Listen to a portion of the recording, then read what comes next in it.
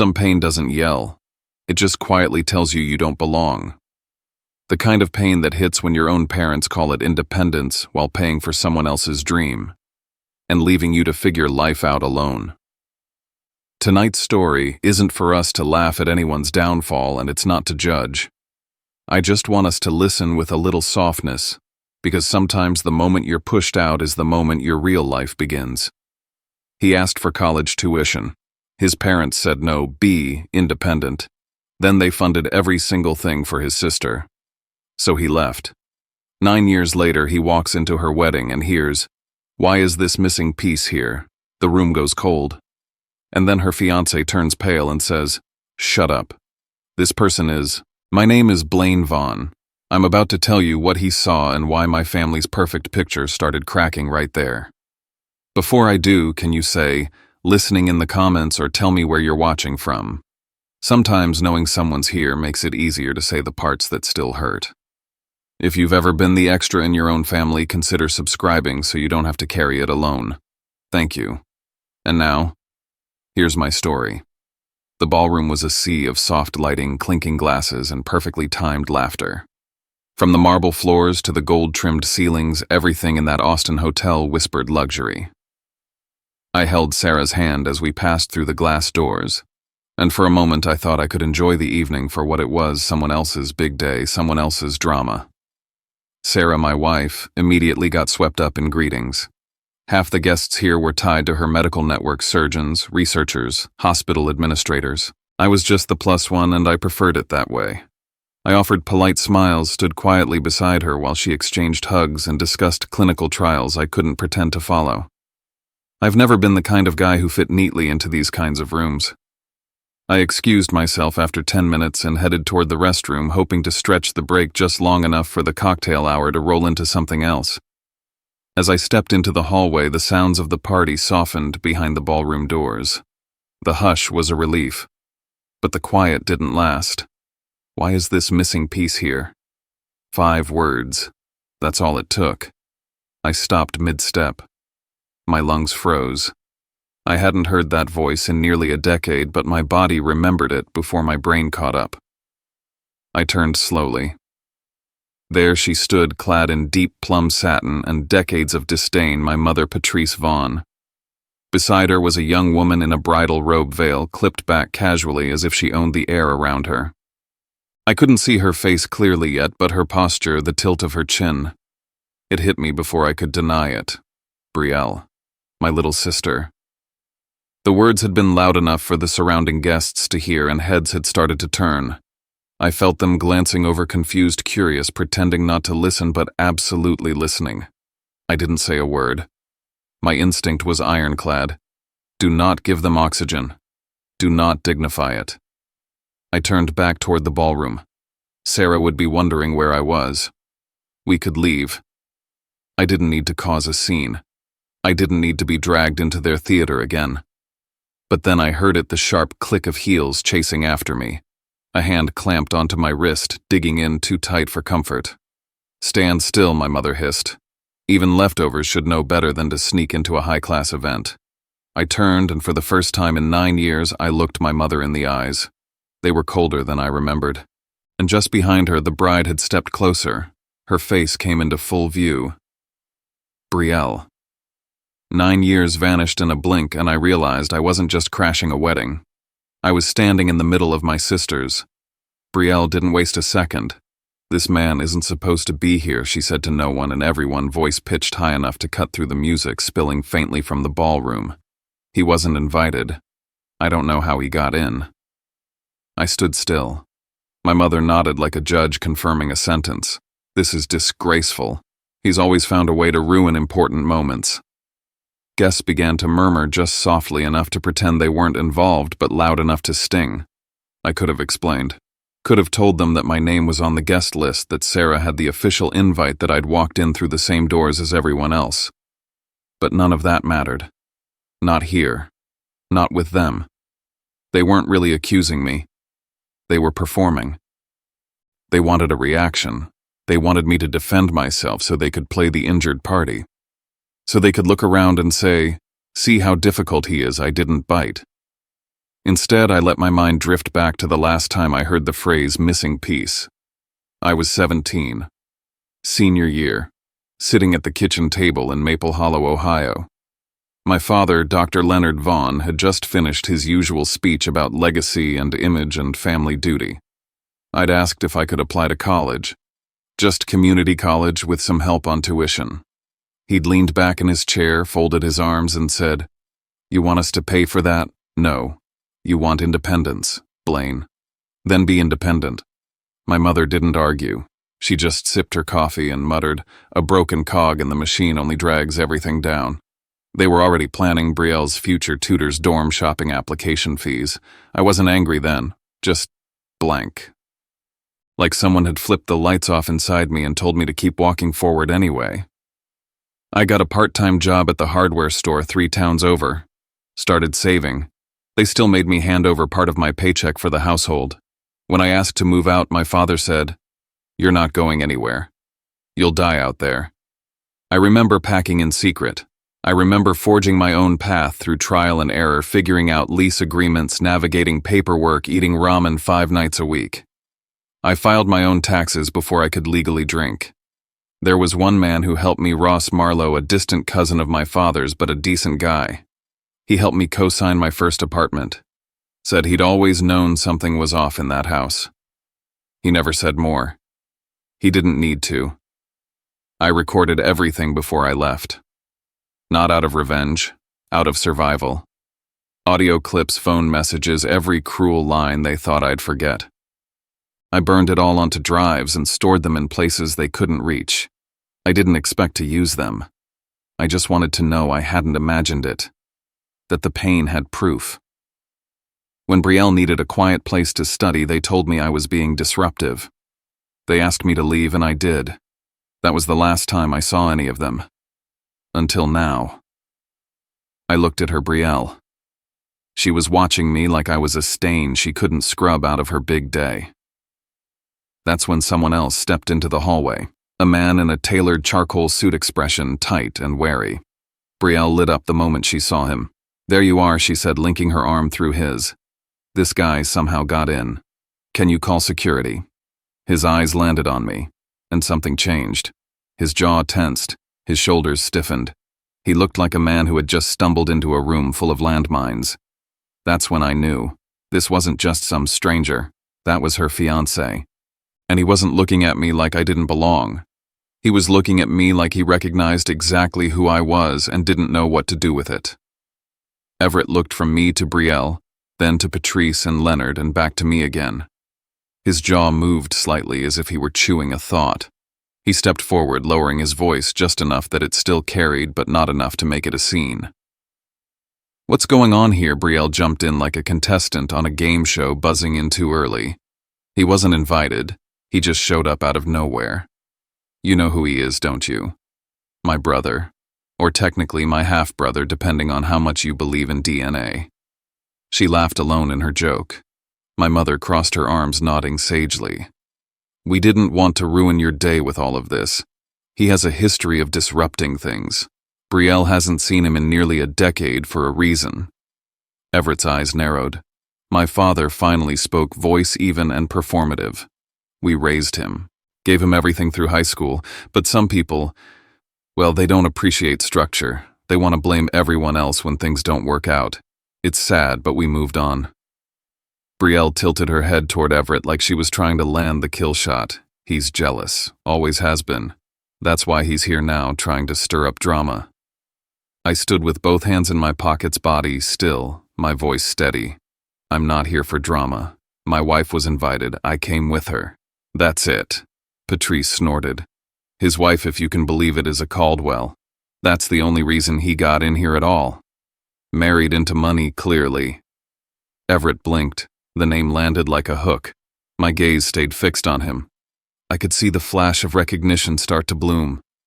He was working backward, adding things up he hadn't realized were related. "I'd like to go back inside," I said, calm but firm. "This isn't the time or place for this. You're about to get married. Let's not turn your wedding into a courtroom." But Brielle wasn't done.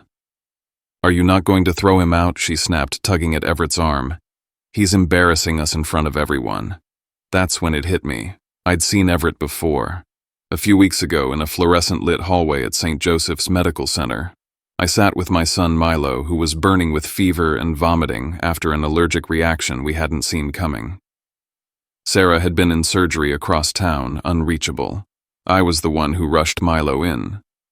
The attending physician had been a tall man with a clipped tone and sharp eyes, the kind of doctor who talks more to the chart than to the parent. He'd recommended a high-dose steroid course immediately aggressive considering Milo's size and the symptoms. I'd pushed back. I remembered the irritation on the doctor's face when I asked for alternatives. He gave them reluctantly. That voice, that face. It had been Everett. He recognized me now. I could see it in the tightening around his mouth and the way his fingers flexed at his sides. He wasn't looking at me like an unwanted guest anymore. He was looking at me like a threat. Sarah appeared beside me, then slipping between the crowd like she knew exactly where I'd be. Her hand slid into mine without hesitation. Calm, grounded. That was her way. "Everything okay?" she asked. Everett paled. Brielle stepped back in, oblivious to the shift in energy. Finally, she said, eyes rolling toward Sarah. "Could you please tell your husband he's not supposed to be here?" Everett turned to her, and something cracked in his voice when he said, "Shut up. This person is Blaine Vaughn." Everett finished louder now. "And he's not just anyone. He's the co-founder of Ardent Systems, which is currently in a multi-year partnership with Caldwell Healthcare." The air thickened. Conversations around us quieted. The people near the check-in table turned to look. One of the wedding planners edged closer, pretending to adjust the floral arrangement, but clearly trying to assess if a scene was about to unfold. Brielle's mouth opened, then closed. Everett continued, voice harder now. "You just tried to humiliate someone tied directly to the system my department answers to. Are you even aware what that could mean?" Brielle blinked. "You're siding with him." "I'm not siding with anyone," he said tightly. "I'm saying you need to stop making this about you when you don't know what you're doing." I took a breath. It was my move now, but I didn't want to play it like they expected. I wasn't here to flip tables. I wasn't here for revenge. "I came here as a guest," I said. "Not a ghost, not a story you tell to make yourselves look better. I came with my wife. That's all." I looked directly at my parents. "You may not like that I'm here. You may not like who I became. But let's not pretend you didn't choose to shut that door 9 years ago. You don't get to slam it again today." Leonard stepped forward. "You think some startup gives you moral ground? Don't kid yourself, Blaine. You took the easy way out. You married rich and you're riding her coattails." Sarah didn't flinch. "That's interesting," she said lightly. "Because when Blaine and I met, he was already paying off his second degree while working full-time. I didn't even know his last name for the first 3 months." The confidence in her voice wasn't cold, it was composed. Professional. The way she spoke to hospital boards when reminding them who held the power of veto. "He's not writing anything," she added. "He built from scratch what most people inherit." There were a few nods around us now. Quiet ones. The kind that say, "I'm watching and I see you." Everett shifted again. His suit looked tighter now, like it was starting to choke him. He cleared his throat. "You said you came with Sarah," he said to me. "You work together?" "In a way," I replied. "We co-manage our foundation's tech branch. Ardent Systems works with Caldwell on predictive analytics. We're also advising on compliance restructuring, especially around billing protocols." I didn't look at him directly as I said that last part, but I saw his jaw tighten. That wasn't just discomfort. That was fear. "You know, we've had concerns about certain prescribing patterns," I said. "The review teams flagged a few cases for internal audit. Nothing public. Yet." Brielle opened her mouth, probably to jump in, but Sarah was faster. "There's no need to turn this into anything bigger," she said. "We're here to celebrate, not escalate. But we do have boundaries. And I don't think my husband deserves to be called missing at his own sister's wedding." The room didn't explode. It deflated, like a balloon pricked by a fine pin. The energy shifted, but no one wanted to be the first to say it out loud. And then Everett said something that made my spine stiffen. "Milo's okay, right?" He tried to say it quietly, but not quiet enough. My head snapped toward him. He knew my son's name. He remembered. My silence was confirmation. I was on rotation that day, he added quickly. ER was overloaded. You didn't recognize me, I said. Or you did, but you didn't want to ask. He swallowed. I recommended standard protocol. You recommended aggressive treatment for a 6-year-old with a mild reaction, I said evenly, and didn't ask if he had a medical history. The silence was colder now. Around us, the weight of too many unspoken truths began to press down. Sarah touched my arm lightly.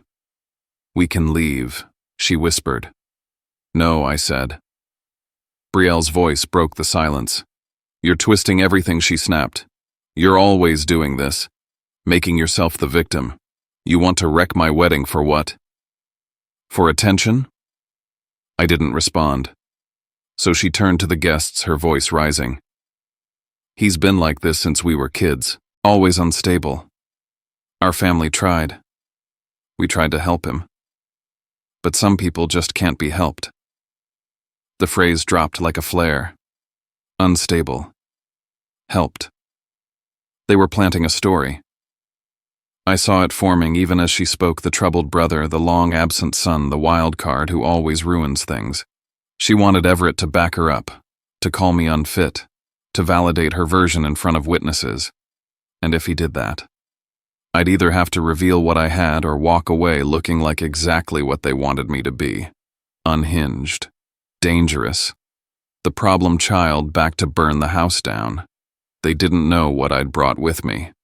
But I knew now they were going to find out. There was a split second where I thought she might stop herself. Brielle's hand hovered, trembling just inches from Everett's phone. Her breathing had gone ragged, mascara threatening to streak down her carefully painted face.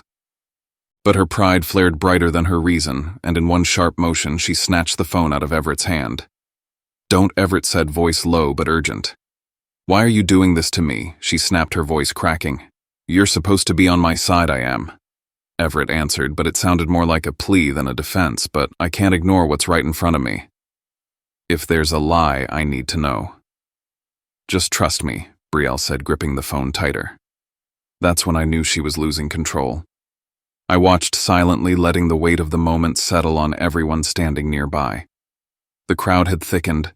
Guests who moments ago were smiling for photos and sipping champagne were now turning to each other, whispering, shifting uncomfortably. Even the photographer had lowered her camera. Brielle looked around and saw the attention gathering like thunderclouds. You're ruining everything, she said, but I wasn't sure who she meant anymore, me, Everett, or herself. Brielle. Everett said slower now, carefully. Just answer the question. Where did you go to school? What program were you in? Who was your advisor? There was no way out.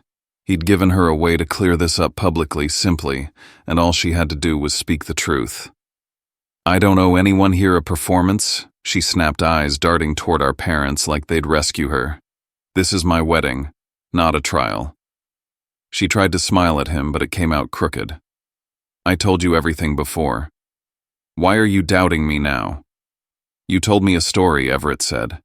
But right now, it feels like that's all it was. That was my moment. I'm not here to destroy your day, I said calmly. But if you're going to drag my name through the mud in front of strangers, then maybe we should talk about the truth. All of it. Everett turned to me, eyes sharp. What truth? I glanced at my parents. My mother's jaw was clenched so tightly her neck trembled. My father's hands were behind his back like he was at a board meeting. Neither said a word. There's someone named Ross Marlowe, I said slowly. Distant cousin. He helped me when I had no one. After I left Maple Hollow, he kept in touch. He told me some things. About what people were saying in town. About the clinic. About what Brielle's transcripts looked like. And didn't.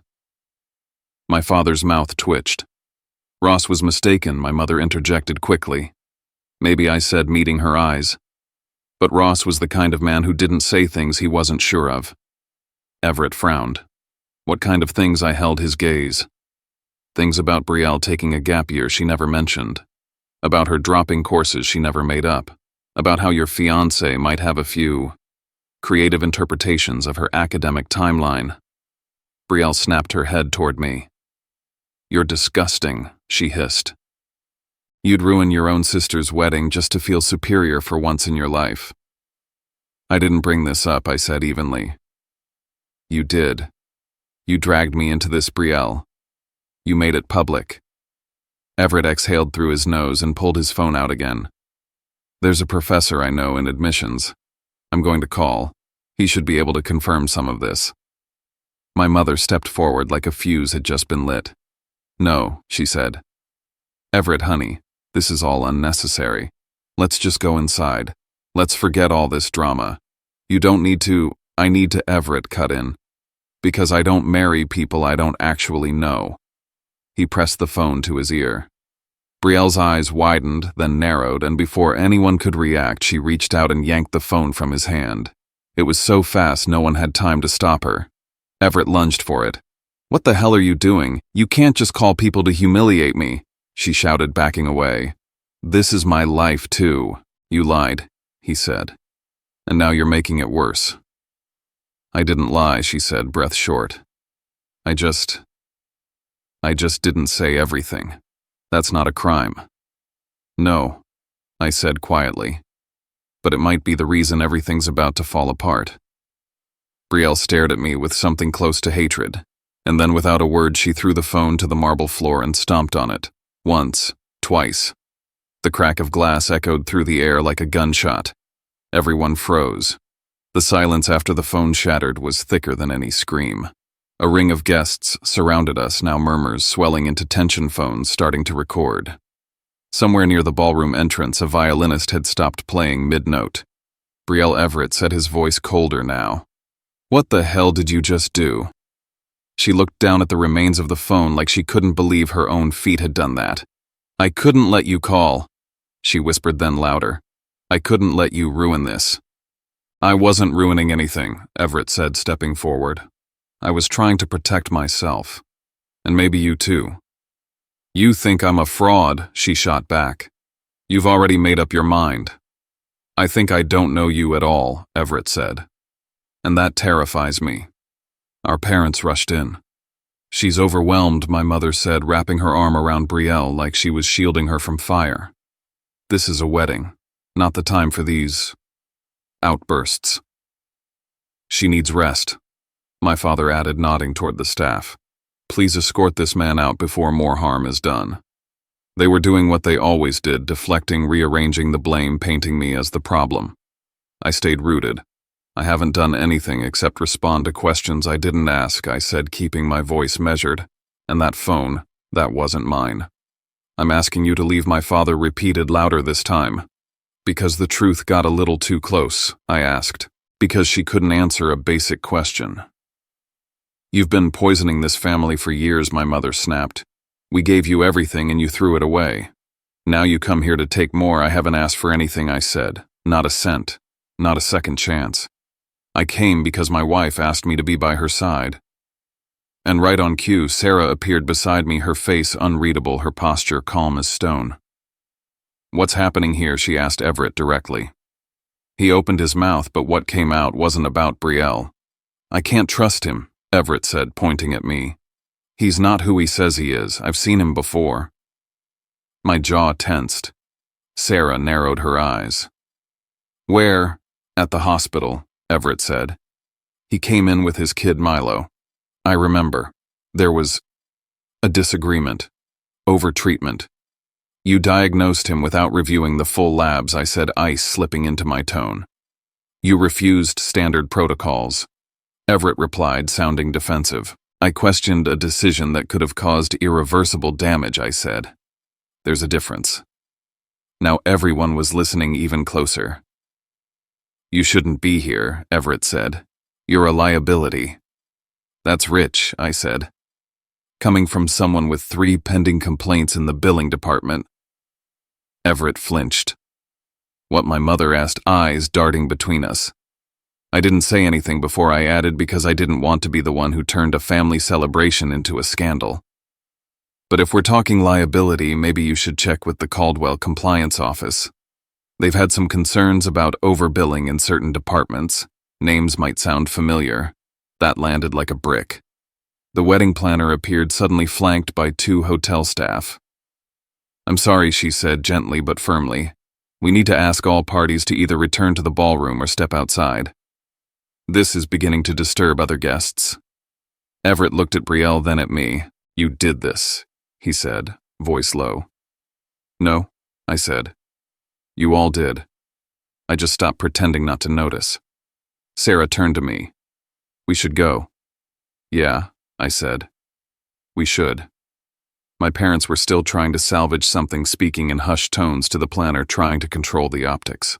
I stepped close enough for them to hear one last thing before I walked out. "If you continue dragging my name through the mud, I won't just defend myself. I'll protect my family. And I have more than enough truth to do it." I didn't mention recordings. I didn't mention the files stored safely in 3 separate drives. But the look on my father's face said he remembered. He knew. As we walked away, Sarah's phone buzzed in her hand. She glanced down at the screen, then showed it to me. It was a message from Caldwell Compliance. Everett Shaw's name had come up again. They were reopening an inquiry. I didn't smile, but I knew this wasn't over. It was just finally beginning. By the time we reached the car, the air outside the hotel felt almost too clean, too quiet. Like the moment after a firework has gone off when your ears are still ringing. I should have felt relief walking away from it all. Instead, my chest buzzed with tension I hadn't even realized I'd been carrying. My hands were still clenched. Sarah slid into the driver's seat, her face unreadable, her phone already buzzing. I sat beside her, exhaling slowly. Neither of us spoke for a moment. Then her screen lit up again. "Compliance," she said softly. "Caldwell Health," she answered. I listened. They didn't waste time. The voice on the other end confirmed what we both already suspected. Everett Shaw was under preliminary review for a pattern of overbilling and questionable diagnostic recommendations. Tonight's behavior might accelerate formal proceedings. They asked for a statement. I gave them everything I had, precise, factual, no dramatics. When it came to Milo, I chose every word like it was a scalpel. "He pushed for inpatient treatment. It felt excessive," I said. "We got a second opinion. It wasn't needed." The voice thanked me, promised discretion, promised follow-up. When the call ended, I thought that might be it. But Sarah's screen lit up again. This time it was a message from someone in her department. Everett had been trying to spin a new version of events. According to his version, I was a bitter, estranged son who crashed a wedding and caused a scene. I stared out the windshield. There it was. The pivot. I could either let that version take root, or I could act. "I don't want revenge," I said aloud. "I want protection." Sarah didn't need to ask what I meant. I pulled out my phone, opened a folder I hadn't touched in years. Audio files, date-stamped, labeled. I didn't send them all, just 2, just enough. One clip of my mother scoffing at the idea of supporting my college plans. Another, my father saying I was only good for bringing in cash from my part-time job. I forwarded them directly to Caldwell's legal liaison, with a short note for context regarding the family dynamic referenced by Dr. Shaw. I hit send. It felt clean, controlled. Then another ping. Ross. I hadn't heard from him in months. He messaged only one line. "You should know Brielle broke down. Her in-laws are checking everything. The wedding's stalled." Of course it was. A house built on pretend degrees and curated Instagram captions wasn't going to survive scrutiny. A minute later, another message came, this time from a number I didn't recognize. "Your parents are contacting the hospital, saying they need to speak with you. Something about a family emergency." I laughed, a dry sound. Emergency, no. This was them losing grip on the narrative. Sarah glanced over. "You okay?" "Yeah," I said. "I just finally understand what they mean by self-sabotage." We drove in silence after that, but it was the kind of silence that doesn't ache. It was clarity. Every action had been deliberate, measured, and now I was no longer waiting for the next blow. I had chosen my ground. Back at the hotel, I packed slowly. Every fold of a shirt, every zipper felt like closing a chapter. That night, long after Sarah and Milo were asleep, I stared at the ceiling, waiting for guilt. It didn't come. I didn't feel like the villain. I felt like a father, like a husband, like someone who had finally stopped letting the past write his future. Caldwell Health's headquarters in Northern California looked like what my parents always wanted me to fear: glass steel systems they couldn't manipulate. No small-town favors. No knowing someone's cousin. Just protocol. They showed up the next morning. Security notified me they were in the lobby claiming emergency access to see their son. Apparently, that alone was supposed to unlock doors. When it didn't, they became loud enough that corporate relations was notified. I agreed to meet, but on my terms. We met in a side conference room with a witness from HR present. Not legal, not a trap, just boundaries. My mother looked older, not sick, not fragile, just faded. My father looked annoyed at the inconvenience, as if I'd scheduled this meeting just to spite him. Blaine, she began, voice-lined with sugar and smoke. We didn't raise you to be cold. You didn't raise me to be anything, I said. You trained me to disappear. They blinked. We gave you everything, my father snapped. Except belief, except space, except the same shot you gave Brielle. She needed it, and I didn't. Silence. I took out a sealed envelope. Inside were transcripts from 2 voicemails and a summary of their financial cutoffs. I slid it across the table, not to blackmail, to remind. You don't get to call me out of nowhere and demand a seat back at the table. Especially not while trying to ruin my name to cover your own mess. My mother started to tear up, but the performance was tired now. Stale. This isn't about revenge, I added. It's about closure. For me. For my family. When I left that room, I didn't look back. 3 days later, the official notice came. Everett Shaw was suspended pending investigation. His billing history under review. His conduct during Milo's exam now part of an ethics inquiry. Brielle. Her wedding didn't happen. Her fiancé's family issued a statement requesting privacy as they reviewed newly surfaced discrepancies. Word traveled fast in Maple Hollow. Clients stopped coming to the Vaughn family clinic. No one said it was because of me, but they all knew. The clinic shut its doors within a month. At home, Milo got better.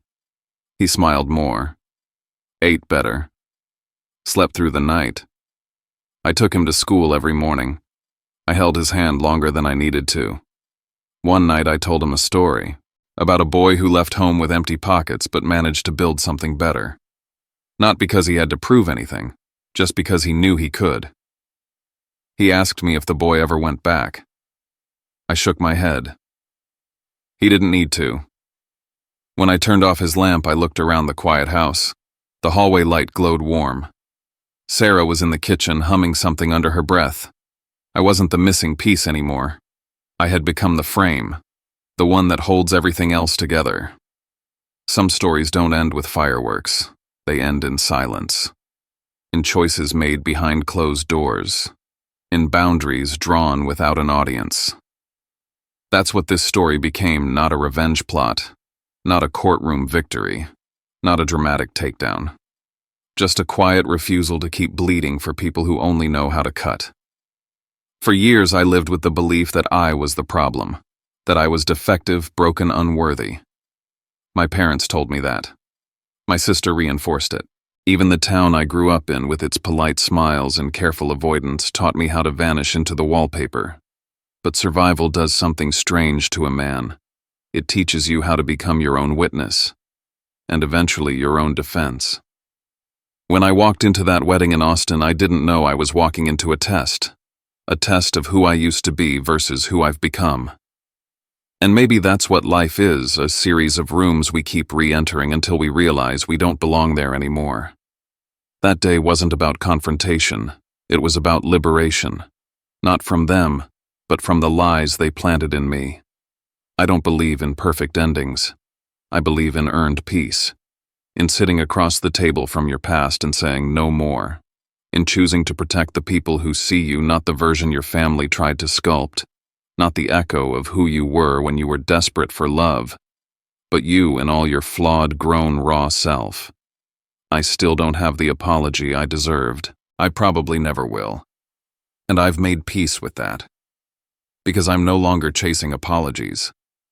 I'm building a life where I don't need them. I have a partner who sees through the noise. A child whose laughter is louder than all the shame I used to carry. A home where nothing is earned by silence or submission. That is my justice. That is my reward. And to anyone out there who's ever been told they're the missing piece, let me tell you this: you were never missing. You were misplaced, misunderstood, but not missing. You were just waiting to come home to yourself. When a story like this ends, it doesn't really end with a bang. It ends with a quieter sound. The sound of someone choosing peace on purpose. And maybe that's the part that stays with us the longest. Because a lot of us know what it feels like to be labeled minimized, treated like we're too much or not enough by the very people who were supposed to hold us gently. If there's anything to take from Zephyr's story, it's this: sometimes the kindest thing we can do for ourselves is stop auditioning for love that comes with conditions. Not out of bitterness, just clarity. We don't have to hate anyone to set a boundary. We don't have to win an argument to protect our future. We just keep walking, and we build something better. If this story touched a nerve in you and you want a place where people actually listen, you're welcome here. Subscribe if you'd like to be part of this little community of quiet strength where we share, we breathe, and we heal in our own time.